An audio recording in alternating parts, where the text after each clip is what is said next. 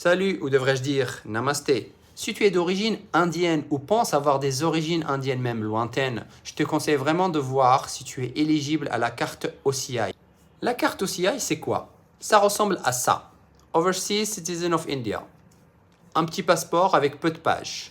Si tu arrives à obtenir ce document, ça veut dire que soit un de tes parents, tes grands-parents ou tes arrière-grands-parents sont indiens ou ont été indiens à un moment de leur vie ou ont pu être indiens s'ils en avaient fait la demande. Donc c'est très large.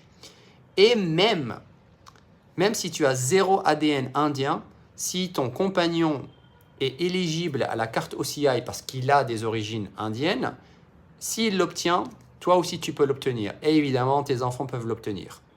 Toi, avec ton passeport fort, tu risques de me dire « mais j'en ai pas besoin.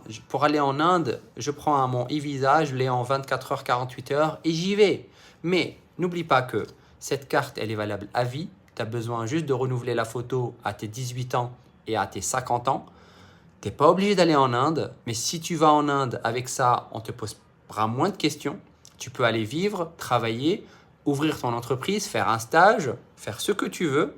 Tu n'as pas besoin de demander un visa, tu n'as pas besoin de demander un sponsor. Si demain tes enfants veulent faire un stage, ben avec ça, ils y vont en Inde et ils trouvent leur stage. Ce sera beaucoup plus facile. Ils n'ont pas besoin de se casser la tête avec des visas et des démarches et des formalités.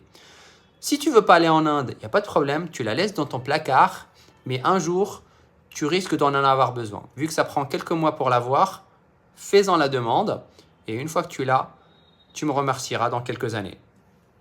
Après, pour obtenir cette carte, ce n'est vraiment pas compliqué. Il faut aller sur le site internet, je te mettrai le lien en commentaire, suivre les démarches, télécharger les différentes preuves de tes origines indiennes et puis voilà. Après, il ne faut pas avoir d'origine pakistanaise ou bangladeshi parce que ce n'est pas compatible. Mais sinon, la majorité des personnes peuvent l'obtenir. N'hésite pas à me poser des questions en commentaire, j'y répondrai.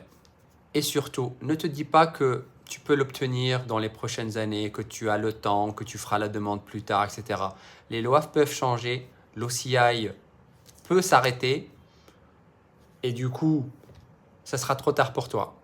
C'est quelque chose qui existe depuis une dizaine d'années, mais demain, le gouvernement peut restreindre l'accès à la OCI uniquement aux parents et grands-parents et éliminer les arrière-grands-parents. Il peut restreindre beaucoup de choses, donc fais-le maintenant, tu ne le regretteras pas.